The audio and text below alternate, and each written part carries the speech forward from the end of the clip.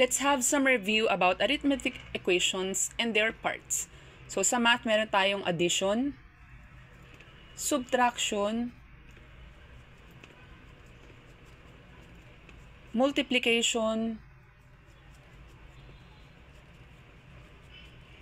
and division. So ano yung mga parts ng addition muna tayo?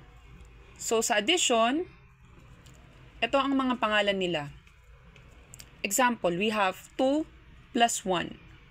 Ito yung sign ng addition, plus. So itong part na to, ang tawag dito ay addend. Yang 2, tsaka 1. Addend ang tawag dyan. Ang sagot naman ay 2 plus 1 is 3. So ang tawag dito ay sum. Okay, itong part na to, 2 and 1, addend ang tawag. Ang tawag sa sagot ay sum. Pumunta naman tayo sa subtraction and their parts. Example, 2 minus 1 equals 1.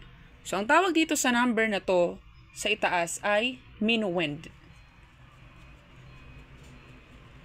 At ang number na nasa baba ay tinatawag na subtrahend. At ang tawag sa sagot ay difference. So kapag sinulat din natin siyang ganito, 2 minus 1 equals 1. This is the minuend,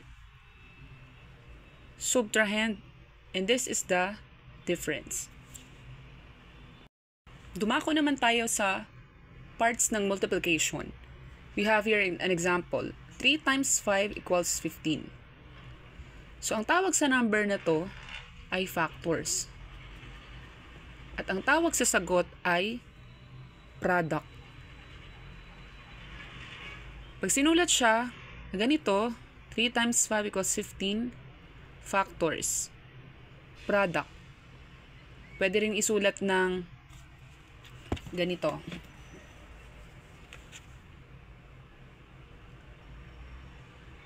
Factors. This is the product. Pumunta naman tayo sa parts ng division. Example, we have here 12 divided by 4. The answer is 3.